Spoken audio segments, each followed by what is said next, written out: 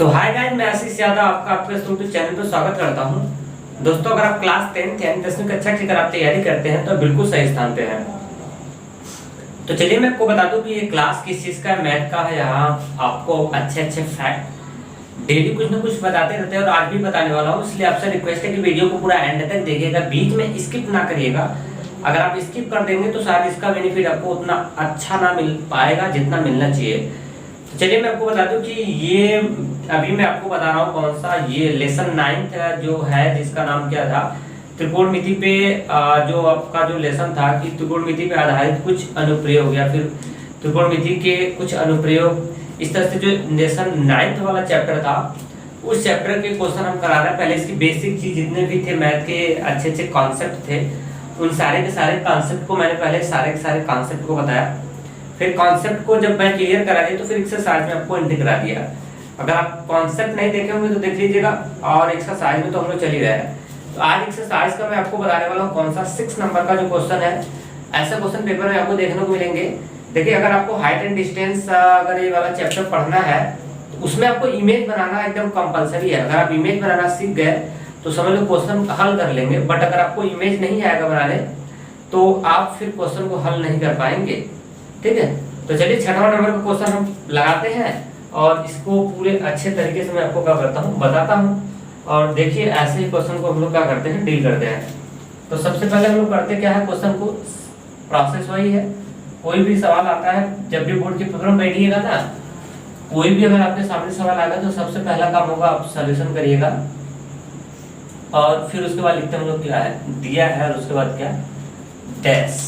ठीक है, तो फॉर्मूला अभी क्वेश्चन में बता रहा हूँ, लगा रहा हूँ, और ये फॉर्मूला और आपको पहले से ही जान के बैठना होगा, जो अब बार बार मिलता है LAL बटे KA, अब जिसको हम लाल बटे क्या बोलते हैं, कक्का है ना। ये फॉर्मूला भी आपके लिए एकदम क्या है, कंपलसरी है। पहला मान जो होता है इसमें किसका होता है मैं आपको बता दूं। पहला जो वैल्यू होता है वो साइन थीटा का होता है, दूसरा का वैल्यू डिवाइड में कर देता हूँ, दूसरा का वैल्यू जो होता है किसका होता है, कॉस थीटा का होता है, और जो लास्ट वाला वैल्यू होता है वो किसका होता है, वो टेन थीटा का होता है। बोले तो साइन थीटा का कोई फॉर्मूला पूछेगा तो आप बताएंगे लंब बटे कर्ण, कॉस थीटा का बोलेगा तो आधार बटे कर्ण, और अगर आपसे टेन थीटा का कोई फॉर्मूला बटेगा तो लंब बटे कितना बताएंगे, आधार। ये बेसिक चीज मैंने बता दिया था, फिर भी बता देता हूँ, यहाँ पे थोड़ी आवश्यकता पड़ेगी इन फॉर्मूले का। ठीक है, तो चलिए अब मैं क्या करता हूँ, क्वेश्चन को क्या करता हूँ लगाता हूँ। 1.5 मीटर लंबा एक लड़का 30 मीटर ऊंची एक भवन से कुछ दूरी पर खड़ा है। क्वेश्चन ऐसे पढ़ते जाएगा, इमेज बनाना ही होगा। ठीक है, उसके बाद जब वह ऊंचे भवन की ओर जाता है तो उसकी आंख से भवन के शिखर का उन्नयन कोण जो है ना, वो 30 डिग्री से कितना डिग्री हो जाता है, 60 डिग्री हो जाता है। तो बताइए कि वह भवन की ओर कितनी दूरी तक चलकर गया है। तो देखिए, बहुत ही इंटरेस्टिंग क्वेश्चन है। मैं आपको थोड़ा सा इसके बारे में समझाता हूँ। पहले तो बुक रख देता हूँ ना, फिर उसके बाद मैं आपको समझाता हूँ। देखिए क्वेश्चन कहना क्या चाह रहा है। देखिए जैसे मैं आपको समझाऊं तो देखिए, जैसे ये हो गया आपका क्या, जैसे भवन हो गया, ध्यान से देखना मैं क्या बताना चाह रहा हूँ आपको। भवन का मतलब समझते हो ना, भवन का मतलब होता है मकान। भवन का मतलब क्या होता है, मकान होता है। तो जैसे मैं बोलता हूँ ये भवन है, भवन चाहे ले लो या फिर टावर ले लो, टावर ले लो, भवन ले लो, जो इच्छा करो सो आप क्या कर सकते हैं, ले सकते हैं।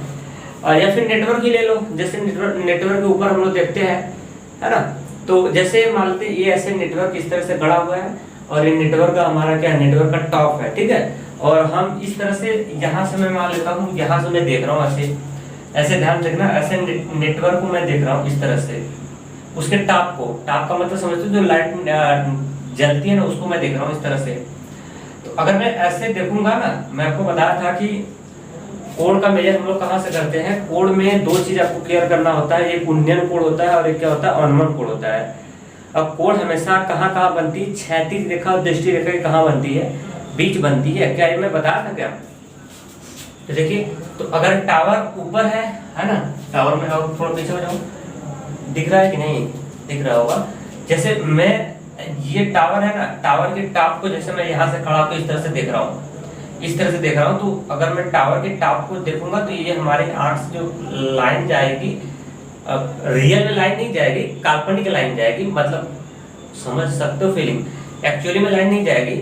तो जब उसके बत्ती को जो है ना उसके टॉप को देखेंगे तो हमारे आंख से लाइन जाएगी। इस लाइन को हम लोग बोलते हैं कौन सी लाइन? क्षैतिज लाइन, मैं बताया था, ठीक है, क्षैतिज लाइन।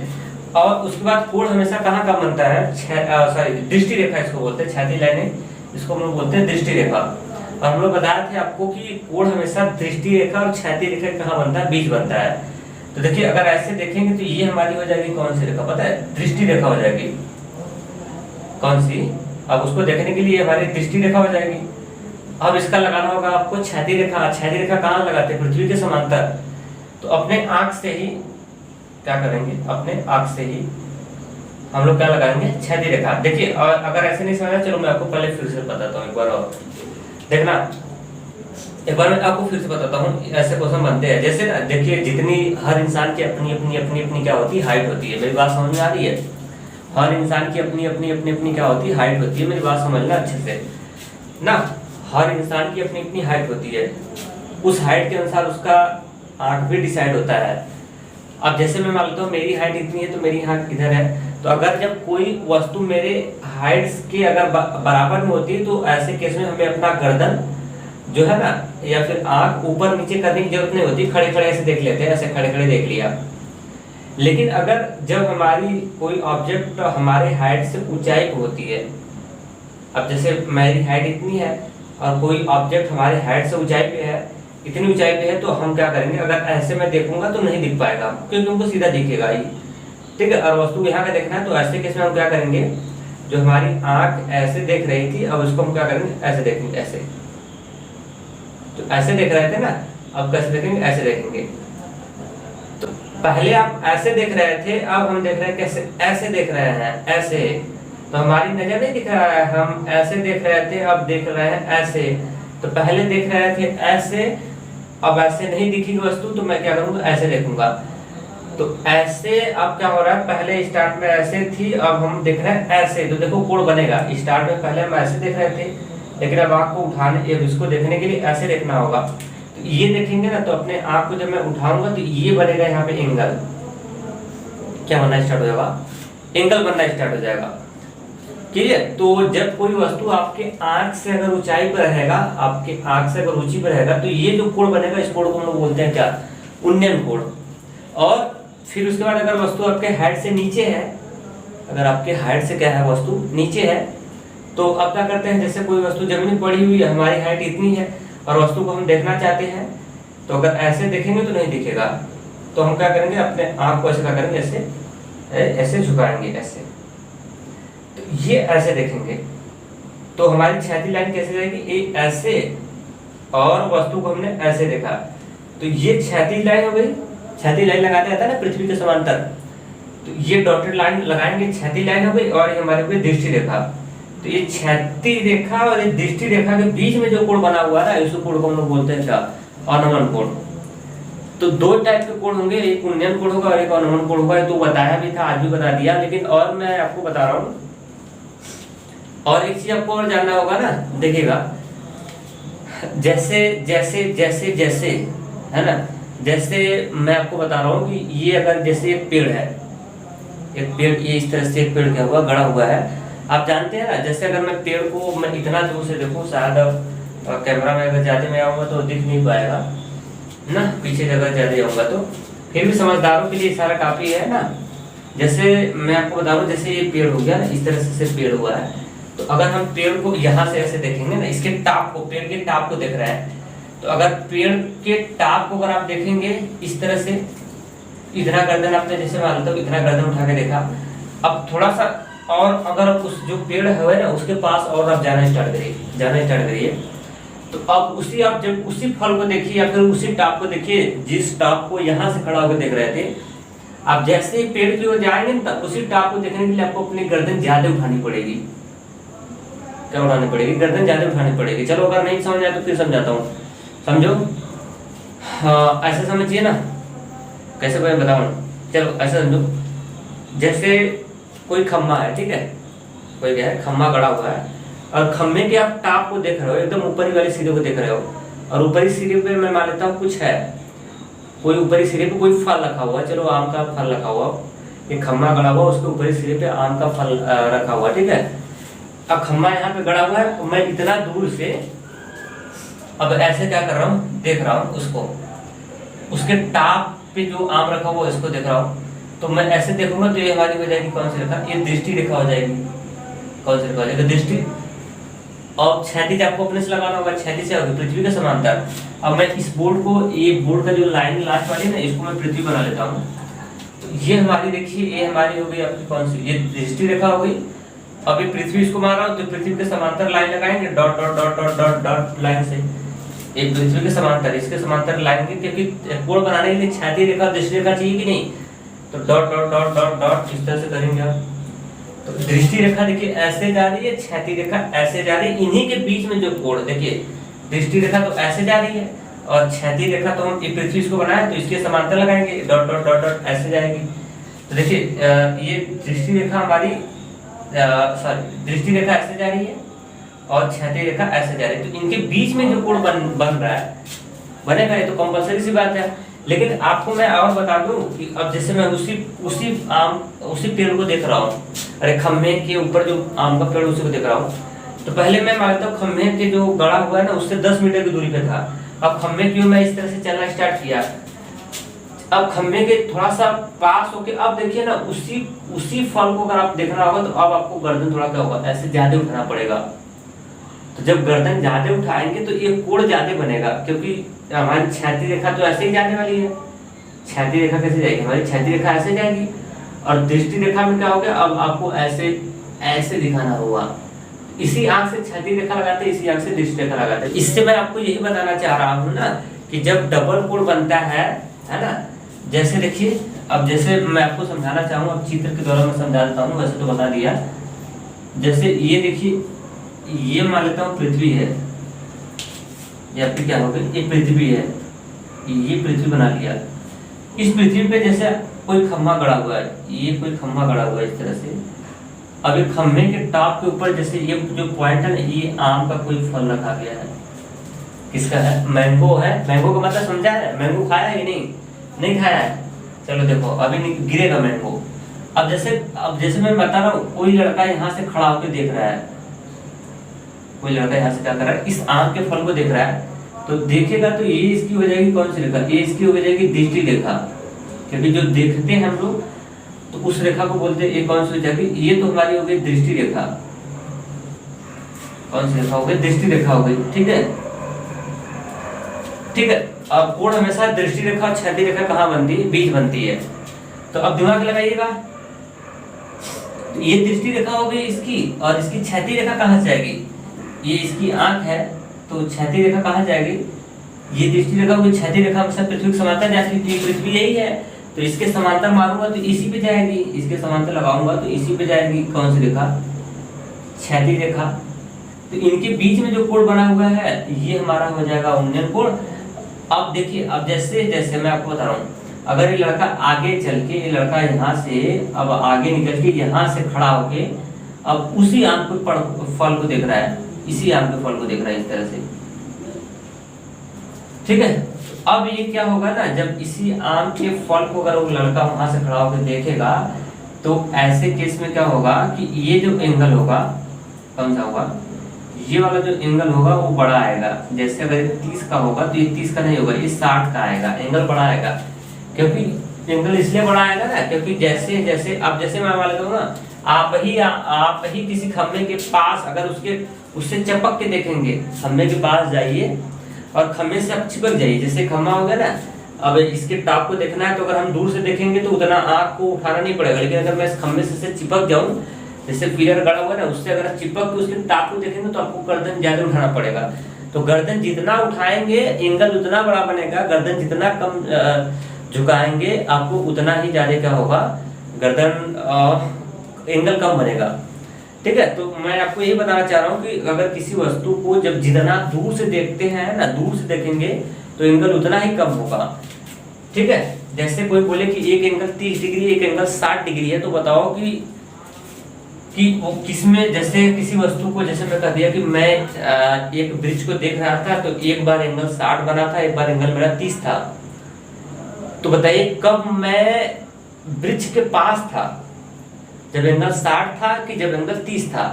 तो आप बताएंगे कि जब एंगल 60 डिग्री रहा होगा तो ऐसे केस में आप ब्रिज के करीब होंगे, और जब एंगल 30 डिग्री रहा होगा तो ऐसे केस में आप ब्रिज से कहाँ रहे होंगे, दूर होंगे।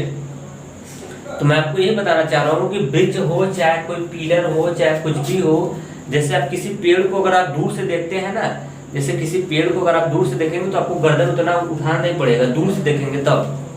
लेकिन जैसे जैसे जैसे जैसे जैसे जैसे जैसे जैसे उस पेड़ के पास पहुंचेंगे, और उसी पेड़ के, जैसे मैं मान लेता हूँ एक आइडिया के तहत, जैसे किसी पेड़ है ना, कोई पेड़ है और उस पेड़ के टाप को अगर आप देख रहे हैं दूर से, उसके टाप को, जब ऊपरी पुनगी को जिसको बोलते हैं ना, अगर दूर से देख रहे हैं तो ऐसे केस में आपको ज्यादा गर्दन उठाने की जरूरत नहीं पड़ती, नॉर्मली हम लोग उठा के देख लेते हैं ना। लेकिन अब क्या करना स्टार्ट करो, अब वहां से आप उस पेड़ के पास जाना स्टार्ट करो, पेड़ के पास जाना। पता है जैसे जैसे जैसे जैसे जैसे जैसे आप पेड़ के पास जाएंगे ना, तो ऐसे केस में आपकी गर्दन धीरे धीरे धीरे धीरे उतना ही गर्दन उठाना पड़ेगा आपको। तो गर्दन जितना उठाएंगे एंगल उतना बढ़ता जाएगा, ठीक है। और जब ब्रिज के पास एकदम चिपक जाएंगे ब्रिज से, अब उसी फुनगी को देखिए ना, अब आपको गर्दन बहुत ज्यादा ऐसे उठा के देखते हैं, तो ऐसे केस में एंगल बहुत ज्यादा बड़ा बनेगा। तो देख रहे हैं, एंगल जितना ज्यादा बड़ा बनेगा आप ब्रिज के उतना ही पास हो, और एंगल जितना कम बनेगा आप ब्रिज के उतने ही दूर हो। जैसे कोई आदमी आपसे क्वेश्चन कर दे कि किसी ब्रिज को एक लड़का देख रहा है, एंगल एक बार 30 डिग्री था, एक बार एंगल 60 डिग्री था, तो आपसे पूछेगा कि बताओ कि ऐसे केस में, तो आपसे ये पूछ सकता है कि बताओ कि ऐसे केस में लड़का कब पास था ब्रिज के, जब से एंगल 30 डिग्री था कि जब एंगल 60 डिग्री था। तो आप उसको यह बताइएगा कि जब एंगल 60 डिग्री था तो वो करीब था, क्योंकि हम लोग जानते हैं कि जितना बड़ा एंगल होता है वो आदमी उतना ही ब्रिज के पास होता है। जब एंगल 30 डिग्री था तो ऐसे केस में वो आदमी ब्रिज से कहाँ रहा होगा, दूर रहा होगा। बस ये आप पकड़ में आ गया ना, तो समझ लो आप 100% को सवाल को हल कर लोगे, चाहे जैसा सवाल हो। कंफ्यूजन यही बनती है कि एंगल कहाँ 30 बनाऊं कहाँ 60 बनाऊं, तो ऐसे केस में प्रॉब्लम होना स्टार्ट हो जाती है कि कहाँ पे सीट 30 करो, कहाँ पे एंगल 60 करो, कौन 30 होगा, ये 30 होगा कि ये 60 होगा कि ये 60 होगा। अब जैसे अब अगर ये एंगल डिसाइड नहीं करेंगे, अगर आपने यहाँ पे 60 बना दिया और यहाँ पे 30 डिग्री बना दिया, तो ऐसे केस में क्या होगा, फिर आंसर गलत हो जाएगा, ठीक है। लड़का इस तरह से आगे की ओर बढ़ रहा है। जैसे कोई बोले कि एक 45 डिग्री है और एक 60 डिग्री है, तो कहाँ पे 45 रखेंगे, कहाँ पे 60 रखेंगे, यहाँ पे रखना पड़ेगा आपको 45 डिग्री। एंगल जितना कम होता है इंसान उतना ही उस ब्रिज से या मीनार से उतना ही दूर होता है। एंगल 60 डिग्री है ना, तो एंगल जितना बड़ा होगा उतना ही उसके कहाँ होता है, करीब होता है। मेरी बात अब आपको स्पष्ट हुआ होगा। रियल लाइफ में आप भी देखते होंगे, ब्रिज के पास खड़ा होकर देखना, जितना तुम करीब रहोगे उतना गर्दन उठाना होगा, जितना उस ब्रिज से दूर रहोगे उतना ही कम गर्दन उठाना होगा। तो मेरे ख्याल से ये क्लियर हुआ होगा। अब हम क्वेश्चन को क्या करते हैं, अगर हल कराते तो क्या लगा लेते हैं। बता दें कि 1.5 मीटर लंबा एक लड़का 30 मीटर ऊंचे भवन से, अब देखिए पहले चित्र बनाना बहुत जरूरी है। यानी कैसे पहले चित्र बनाएंगे, देखिए पहले हम लोग चित्र बनाते हैं, पहले सबसे पहले आपको पृथ्वी लाना पड़ेगा, क्योंकि हर काम पृथ्वी के ऊपर ही होता है। तो ये हमारा हो गया अर्थ, पृथ्वी हो गया। इस पृथ्वी के ऊपर एक भवन बना देना है आपको। भवन का मतलब समझते हैं, मकान। चलो इसका नाम मैं ए रख लिया, इसका नाम कितना रख लिया, बी रख लिया, और ये हो गई आपकी क्या, मकान, भवन, भवन, ठीक है। भवन की ऊंचाई दे दिया है कितना, 30 मीटर ऊंचे भवन। तो यानी इसकी लेंथ हमको मालूम हो चुका है, इस भवन का ए बी सी नाम रख लेना, ये कितना मीटर है, इसकी लेंथ हमको पता हो गया है कि 30 मीटर ऊंचे भवन से, है ना। 1.5 मीटर लंबा एक लड़का 30 मीटर ऊंचे भवन से कुछ दूरी पर खड़ा है, मतलब ये भवन है, ठीक है। तो इससे कुछ दूरी पर एक लड़का खड़ा हुआ है। तो मैं मान लेता हूँ पहले लड़का यहाँ खड़ा था, कुछ दूरी पे, यहीं पे है पहले, क्या यहाँ पे लड़का है, लड़का यहाँ पे क्या है, इस तरह से खड़ा हुआ है, ठीक है। जब ऊंचे भवन की ओर जाता है तब उसके आंख से भवन के शिखर का उन्नयन कोण 30 से 45 हो गया। अब ये पकड़ने वाली है। अब देखो ये भवन है ना, तो ये भवन का तो शीर्ष है, ये भवन का क्या है, ये शीर्ष है। मिला जुला के देखो क्वेश्चन यही कह रहा है कि लड़का यहाँ पे पहले खड़ा था, और जब भवन की ओर वह आगे गया, कितना मीटर गया आगे की ओर, कितना मीटर गया। जब वह ऊंचे भवन की ओर जाता है, ध्यान से समझना, जब वह ऊंचे भवन की ओर जाता है तब उसके आंख से भवन के शिखर का उन्नयन कोण 30 से 60 हो गया, है ना। तो बताइए कि वह भवन की ओर कितनी दूर चलकर गया है। मतलब ये लड़का क्या कर रहा है ना, ये लड़का जो है ना, ये भवन की ओर जा रहा है। तो भवन की ओर जा रहा था तो बोला कि उसके आंख का, जब वो किसको देख रहा है, इसके शीर्ष को देखा। मतलब मिला जुला के यही कहना चाह रहा है कि पहले यहाँ से खड़ा होकर देखा तो एंगल कितना डिग्री बनाया, 30 डिग्री। फिर वो आगे निकल गया, फिर भवन की ओर आगे चल के फिर उसी शीर्ष को देख रहा है। तो अब एंगल 60 डिग्री हो गया। जाहिर सी बात है, जैसे जैसे उसके पास जाएंगे एंगल बढ़ता जाएगा। तो पहले देखिए, ये यहाँ से खड़ा होकर देखा, ये यहाँ से खड़ा होकर देख लिया, तो ये हो जाएगा इसकी कौन सी रेखा, दृष्टि रेखा हो जाएगी। मेरी बात समझ आए, यहाँ पे लिखते नहीं है, यहाँ ये हो गया कौन सा रेखा, दृष्टि रेखा। और हम लोग जानते हैं ना, कोण बनाने के लिए दो चीज, एक दृष्टि रेखा चाहिए और एक कौन सी रेखा चाहिए, क्षैतिज रेखा। तो देखो ये इसकी होगी दृष्टि रेखा और ये लड़का यहीं पे है, ये इसकी आईज हम लोग बना लेते हैं। ठीक है, बॉडी को साइलेंट करना है, जब तक बॉडी को नहीं कहेगा ओपन करने के लिए नहीं खोलना है। किसी बच्चे के दिमाग में चल रहा है सर 1.5 मीटर लंबा लड़का है, उसको देखो बॉडी को जब कहेगा दिखाने के लिए ना, तब नहीं तो केवल आई से काम, हमेशा आई को ही दिखाना पड़ता है। ठीक है, हाँ ये लड़का है, पहले यहाँ से क्या किया देखा, तो ये इसकी हो गई दृष्टि रेखा। बताओ कौन सा कोण बनेगा, अनमन कोण, उन्नयन कोण बनेगा, क्योंकि आंख नीचे वस्तु ऊपर। अब क्या कर रहा है ना, ये इसकी हो गई दृष्टि रेखा और इसकी क्षैतिज रेखा कहाँ जाएगी, इस आंख से ही मारेंगे क्षैतिज रेखा। तो देखिए ऐसे देख रहा था तो इसकी दृष्टि रेखा हो गई और क्षैतिज रेखा तो कहाँ जाएगी, ऐसे जाएगी। तो इसकी आंख ये, तो क्षैतिज रेखा तो इसी पे चली जाएगी, इसी पर, क्योंकि पृथ्वी के समांतर लगाना, यही पृथ्वी है, तो डॉट डॉट डॉट डॉट करेंगे तो यहीं पे चला जाएगा। तो क्षैतिज रेखा दृष्टि रेखा के बीच में कोण बनेगा। तो पहला वाला कोण बोला था कितना डिग्री बनेगा, 30 डिग्री। अब ये लड़का क्या किया, मीनार की ओर जाना स्टार्ट कर दिया। मैं मान लेता हूँ ये मीनार की ओर, ये ऐसे जा रहा है मीनार की ओर, और यहाँ पे जाके खड़ा हो गया। तो A B C इसका नाम मैंने रख लिया D। अब यहाँ से खड़ा होकर फिर इस मीनार के शिखर को देख रहा है, ये इस तरह से शिखर को देख रहा है। तो ये इसकी दृष्टि रेखा हो गई। अब यहाँ से हम लोग इसका घेरेंगे, देखो ये पृथ्वी के समांतर, इसकी क्षैतिज लाइन मारेंगे तो इसी पे जाएगा। तो क्षैतिज रेखा दृष्टि रेखा के बीच ही कोण बनता है। तो अब ये वाला एंगल कितना डिग्री है, ये 60 डिग्री है, क्योंकि उसके पास पहुंच रहा है।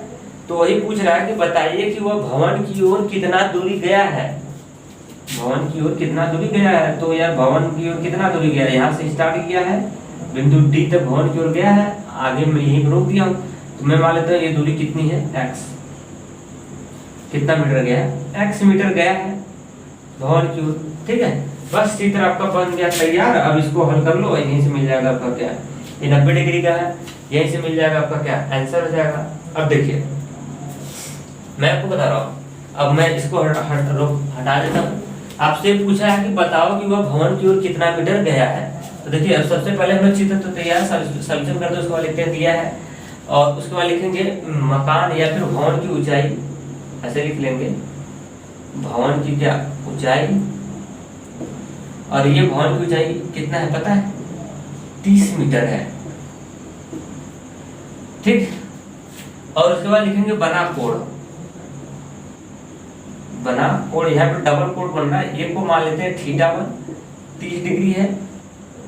ठीक है, यहाँ पे लिख सकते हैं फर्स्ट बना कोण, उसके बाद लिख सकते हैं सेकेंड बना कोण, और इसको कंसीडर कर लेते हैं हम लोग θ2 दूसरा का कोण है, और वो कितना डिग्री है, 60 डिग्री है।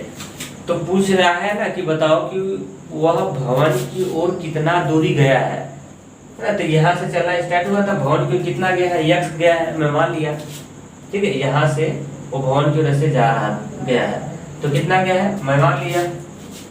तो आपको बताना क्या है कि वही पूछ रहा है कि बताइए कि वह भवन की ओर कितना दूर पे गया है। ठीक, तो यही x की वैल्यू आपको निकालनी है। बस चलते हैं, अब लगाते हैं हम लोग क्या फार्मूला। अब फार्मूला लगाते हैं, और फार्मूला लगाएंगे चॉइस कैसे करेंगे, सबसे बड़ी बात है इसको सर हल कैसे करेंगे, समझ नहीं आ रहा है कि हल कैसे होगा। तो मैं आपको बता रहा हूँ तरीके, सब तरीके बता रहा हूँ, सब दवा है।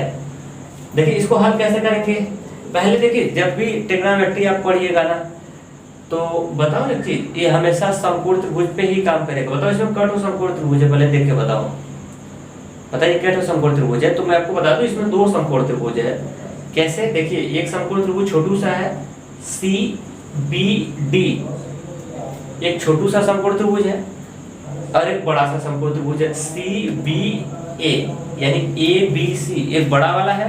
समकोण त्रिभुज की बात कर रहा हूँ, त्रिभुज की बात नहीं कर रहा हूँ। त्रिभुज की बात करूंगा तो ट्यून हो जाएगा, हमेशा आपको समकोण त्रिभुज लेना है।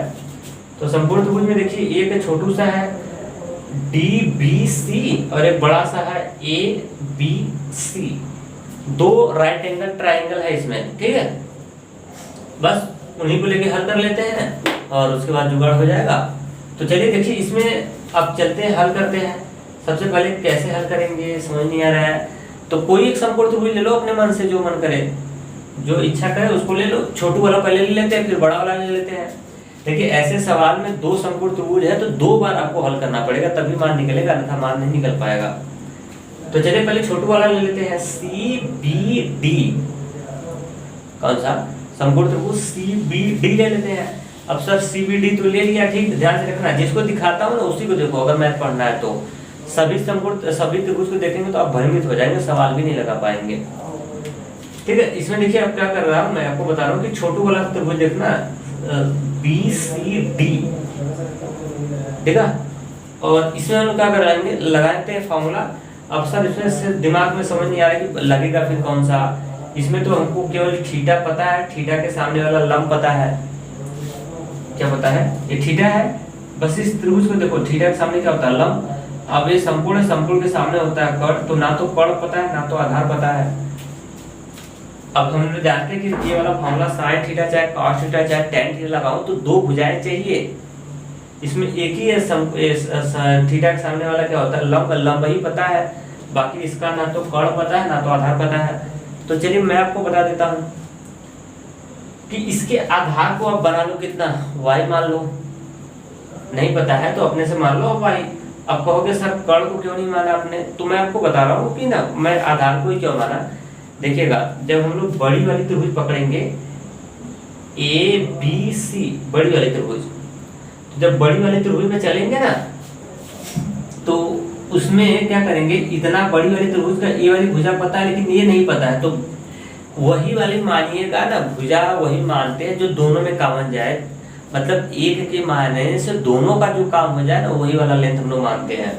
तो देखिए अगर मैं इसको y मान लेता हूँ तो इससे संपूर्ण त्रिभुज जो बड़ा वाला आएगा उसका भी काम हो जाएगा। ए बी सी वाला पकड़ूंगा तो इतना x है इतना y है, तो उसका भी काम हो जाएगा। कर्ण मानने से कोई फायदा नहीं है, क्योंकि इसका कर्ण मान लिया तो फिर बड़े वाले जो संपूर्ण त्रिभुज होगा उसका भी कर्ण मानना पड़ेगा। तो ऐसे केस में वही मानना जो दोनों में कॉमन जाएगा, ठीक है। तो चलिए अब लगा लेते हैं। अब छोटू वाला संपूर्ण त्रिभुज ले लेते हैं। अब यहाँ से लिख लेते हैं संपूर्ण त्रिभुज DBC में, DBC में, ठीक है। अब इस वाले को आप अपने से मान लो कितना, y मान लो, कोई दिक्कत नहीं है। अब हमारा फॉर्मूला बैठना है स्टार्ट। कैसे, अब देखो कर्ण से कोई लेना देना नहीं है, थीटा के सामने हो गया लंब और संपूर्ण के सामने हो गया कर्ण, कर्ण से कोई लेना देना है नहीं। और आधार, तो लंब और आधार में किसका रिलेशन होता है, लंब। देखो लंब और आधार में किसका रिलेशन है, tan का, तो tan बैठ जाएगा यहाँ से। अब चॉइस कर लेते हैं यहाँ से फार्मूला, और फार्मूला में यहाँ से हो जाएगा tan थीटा और बराबर होता है लंब बटे क्या होता है, आधार होता है। तो यहाँ से लगा लेते हैं tan, और थीटा की वैल्यू कितना है पता है, 60 डिग्री है, तो 60 डिग्री डाल लेना यहाँ से। और लंब, थीटा के सामने होता है लंब, तो लंब कितना है पता है, 30 बटे आधार, और आधार कितना है, y है, तो y मान लेना।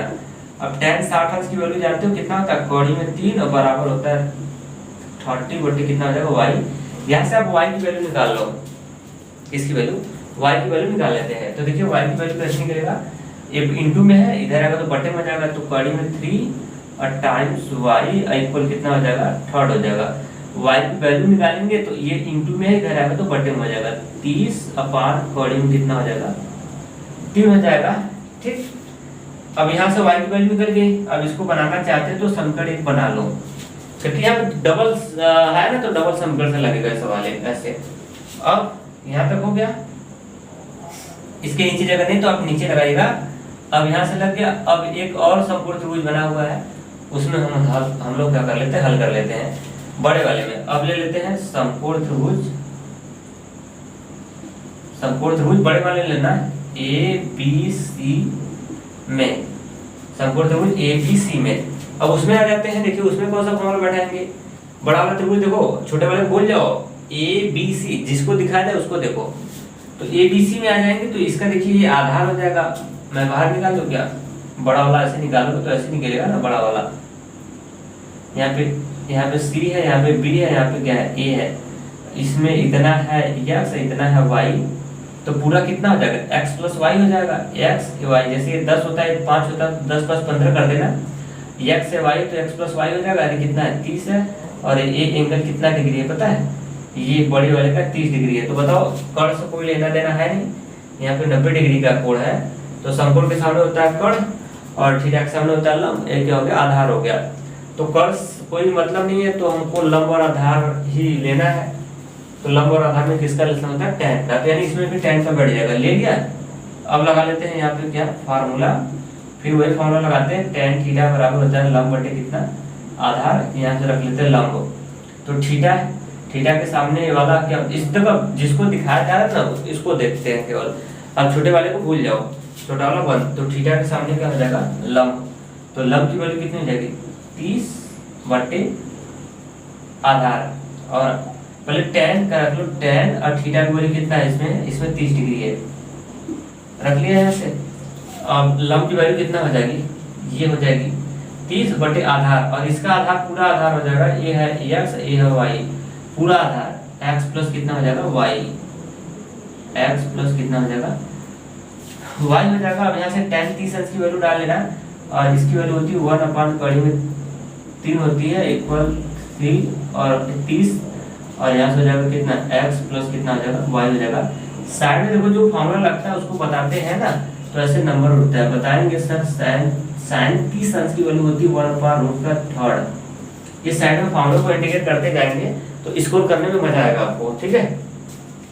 बस अब इसी को हल कर लो और फिर आपको देखो आंसर मिल जाने वाला है। बताइए हमको किसकी वैल्यू निकालनी है, हमको तो x की वैल्यू निकालनी है, हमको किसकी वैल्यू निकालनी है x का, क्योंकि ये पूछा था बताओ कि मीनार की ओर कितना मीटर गया है। अब लिखना चाहते मैं भूल गया, यहाँ पे लिख देंगे लास्ट में कि x बराबर क्या है क्वेश्चन मार्क। तो अब बताइए इस सवाल जो हमारा बना हुआ है इसमें डिस्टर्ब कौन कर रहा है, हमको x की वैल्यू, हमको x का मान निकालना है, तो डिस्टर्ब कौन कर रहा है पता है, डिस्टर्ब आपको कौन कर रहा है y कर रहा है, y डिस्टर्ब कर रहा है, क्योंकि जिसका मान निकालना था उसको अकेले करेंगे, तो इसमें डबल चला रहा है, तो x डिस्टर्ब कर रहा है, और x का मान निकालना y डिस्टर्ब कर रहा है, तो y की वैल्यू निकाले है ना, तो y का मान हम लोग निकाले हैं, तो वहीं से हम लोग क्या करेंगे y की वैल्यू जो है वो डाल देंगे 30 अपान कड़ी में कितना 3, इसमें डाल के उसके बाद हल कर लेंगे, उसके बाद हम लोग क्या मिल जाएगा आंसर मिलेगा। थोड़ा सा इसको क्रॉस लगा लो, इसका क्रॉस लगा लो, तो इसका बड़ा इधर हो जाएगा, तो ये हो जाएगा x प्लस y बराबर इसका इधर हो जाएगा, तो हो जाएगा 30 इंटू कड़ी में कितना हो जाएगा 3 हो जाएगा, इसका इधर इसका उधर, क्रॉस बोलते हैं मल्टीपल, बीच में इक्वल लगा हुआ है ना। बस अब यहाँ से देखो एकदम आसानी पूर्वक इसको ये हल हो जाएगा। अब y इसमें x की वैल्यू निकालना है, y डिस्टर्ब कर रहा है, तो y का मान यहाँ से हम लोग क्या कर लेते हैं रख लेते हैं, और रख लेंगे उसके बाद हल कर देंगे, आंसर हो जाएगा, ठीक है। अब जगह नहीं तो मैं ऊपर ले देता हूँ, ये यहाँ पे मैं लिख देता हूँ, चलेगा। अब इसमें वैल्यू डालो x प्लस y की वैल्यू डालो, y की वैल्यू कितना है 30 अपान कड़ी में कितना है 3 है, ठीक है। इसमें डाल दिया y का मान, अरे 30 और अंडर रूट कितना हो जाएगा 3 हो जाएगा। यहाँ पे लिख सकते हैं कि चूंकि सर y बराबर 30 अपान अंडर रूट 3 क्या कर दिया मैंने रखने पर, ये साइड में बताते हैं इस तरह से, बस x की वैल्यू निकालनी है, तो जिसका मान निकालना था उसको अकेले करते हैं। अब ये चीज हटा इधर प्लस में उधर जाएगा तो माइनस में हो जाएगा, 30 अंडर रूट कितना हो जाएगा 3, इधर प्लस में तो माइनस हो जाएगा, माइनस 30 अपान कड़ी में कितना 30। अब ये कैलकुलेशन कर लो और आपको मिल जाएगा क्या आंसर। अभी तो कैलकुलेशन आता होगा अच्छे तरीके से, तो अभी मेरे ख्याल से चित्र बन गया होगा, चित्र तो सब कुछ बन गया होगा, मैं चित्र को हटा के कैलकुलेशन क्या कर लेता हूँ। देखिए अब इसके कैसे होगा, इसके बटे कुछ नहीं तो कितना है 1 है, क्रॉस लगा लो, इसका बड़ा इसमें, इसका नीचे का नीचे हो जाएगा, तो इसका बड़ा इसमें जैसे करेंगे तो देखो कितना हो जाएगा, मैं आपको समझा रहा हूँ। ये 30 तो रह जाएगा, ये कड़ी में 3 गुणे कड़ी में 3 पड़ेगा तो कड़ी में जाएगा 9, यानी 30 इंटू कड़ी में हो जाएगा 9, और कड़ी में 9 का वर्गमूल निकालेंगे ना तो कितना निकल जाएगा 3। मैं जल्दी 60 कर दूं, बात मेरी समझ आ रही है।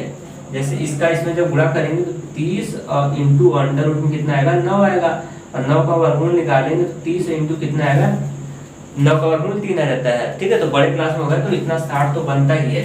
देखिए मैं कर रहा हूँ 3 और इंटू इसका इसमें गुणा करें तो कड़ी में 9 हो जाएगा, तो कड़ी में 9 का वर्गमूल निकालोगे तो कितना आ जाएगा 30 आ जाएगा, -3 अपान इसका गुणा इसमें, इसका गुणा इसमें कर दिया, 1 गुणे 30 करेंगे तो 30 जाएगा, इसका गुणा इसमें हो जाएगा, तो वह कड़ी में 3 गुणे 1 करेंगे तो कड़ी में 3 हो जाएगा। थोड़ा सा और हल कर लो, 30 tan कितना हो जाएगा 90 और -30 अपान कड़ी में कितना हो जाएगा 3 हो जाएगा, ये किसी के बराबर है x। अब थोड़ा सा और है और यहाँ से निकल जाएगा। अब 60 90 में से घटेगा 30 तो आएगा कितना 60 अपान कड़ी में कितना हो जाएगा 3 हो जाएगा। x की वैल्यू तो 1 तो यहीं से निकल जाएगा। और दूसरा का इसका देखो परमेयीकरण करके देता है किताब में, ठीक है, आंसर में, तो परमेयीकरण भी कर लेना। परमेयीकरण तभी करते हैं ना, जैसे देखो परमेयीकरण करेंगे तो 3 दूनी 6 इसको काटेगा तभी परमेयीकरण होता है। तो परमेयीकरण कैसे करते हैं, जो हर में रहता है उसी से गुणा लगाते हैं, उसी से भाग लगाते हैं, यही प्रक्रिया होती है परमेयीकरण की। इसका गुणा कर लेते हैं, देखो 60 कड़ी में 3 होगा तो ये 60 इंटू कड़ी में 3 हो जाएगा, बटे फिर वही हाल है, नीचे का नीचे गुणा हो जाएगा, बीच में गुणा लगा हुआ है ना, तो अंश का अंश में गुणा होता है, हर का हर में होता है, याद है ना रूल।